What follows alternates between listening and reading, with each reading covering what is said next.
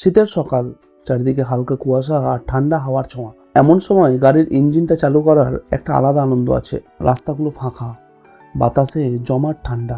গাড়ির অ্যাক্সিলারেটরে হাত দিলেই যেন শীতের কামড়টা টের পাওয়া যায়। এই অনুভূতির জন্যই তো বের হওয়া। বাইকে করে এই সকালের পথটা যেন নিজের সঙ্গে একটা নীরব আলাপ। রাস্তার দুধারে ধান ক্ষেত, কোথাও ধান কাটা হয়েছে, কোথাও সোনালি রঙের ধান জ্বলজ্বল করছে। প্রকৃতিকে এত অপরূপ দেখতে হয়তো সকালে না বের হলে বোঝা যায় না।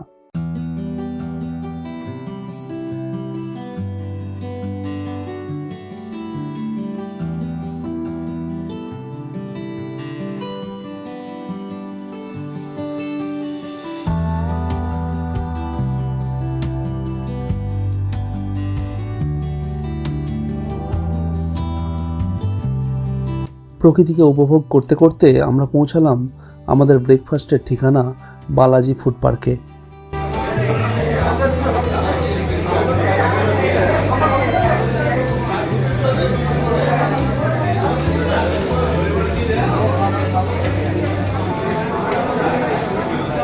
সকালে এই দোকানটা বেশ জমজমাট।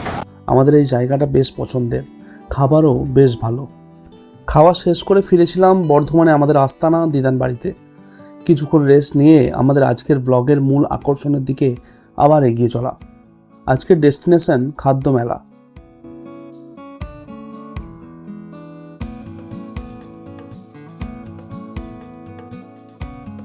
আমরা যখন খাদ্য মেলায় পৌঁছালাম তখন যেন বাতাসে খাবারের গন্ধে ভরে উঠেছে চারিদিক।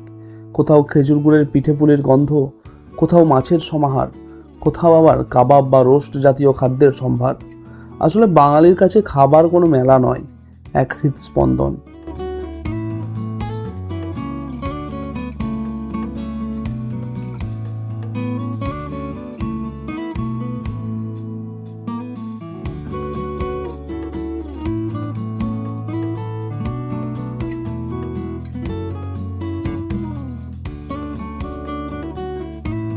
মেলায় ঘুরতে ঘুরতে আমরা প্রথমেই যে দোকানটিতে গেলাম সেটা হলো আচারের দোকান।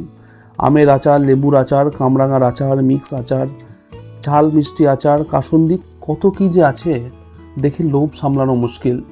যেমন সুন্দর গন্ধ তেমনই মুখ ভরা স্বাদ। এছাড়া ভিন্ন ধরনের পাঁপড়, ডালের বড়ি সবই উপস্থিত। আমরা এখান থেকে কিছু আচার সংগ্রহ করে পরের স্টলের দিকে এগোলাম।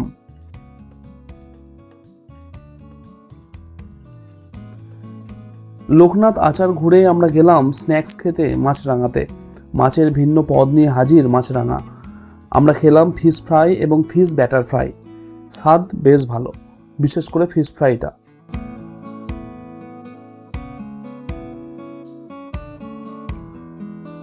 এছাড়াও এখানে লোটে মাছ, পাবদা মাছ, চিংড়ি মাছ সহ মাছের বেশ ভিন্ন ভিন্ন পদের সম্ভার রয়েছে।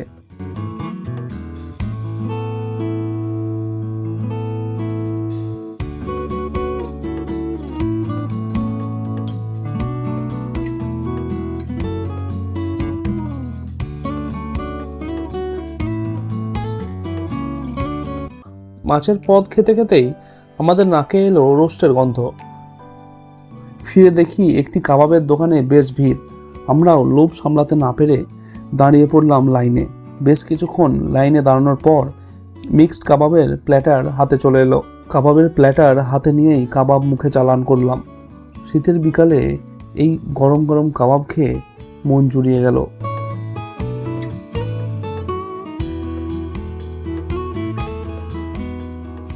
কাবাব খেয়ে আমরা এবার মেন কোর্সের দিকে এগোলাম।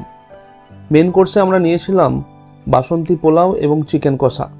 স্বাদ বেশ ভালো, বিশেষ করে বাসন্তী পোলাওটা। মেন কোর্স শেষ করে আমরা খাদ্য মেলার অনুষ্ঠানের সাক্ষী হতে দাঁড়িয়ে পড়লাম মঞ্চের সামনে। কিছু আমার শৈশবের পছন্দের গান, কিছু কলেজ লাইফের লিস্টে থাকা গান শুনে মন পরিশান্ত করলাম।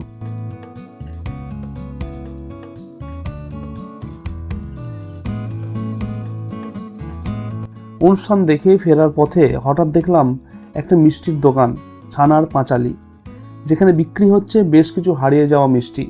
সরের চাঁচি, মন্ডা, অরিজিনাল খেজুর গুড়ের সন্দেশ, রাবড়ি, কত কি। যতই হোক বাঙালি তো, দেখে আর লোভ সামলাতে পারলাম না। তবে এদের সব থেকে স্টার আইটেম হলো খেজুর গুড়ের রসগোল্লা। স্বাদ যেন এখনও মুখে লেগে আছে।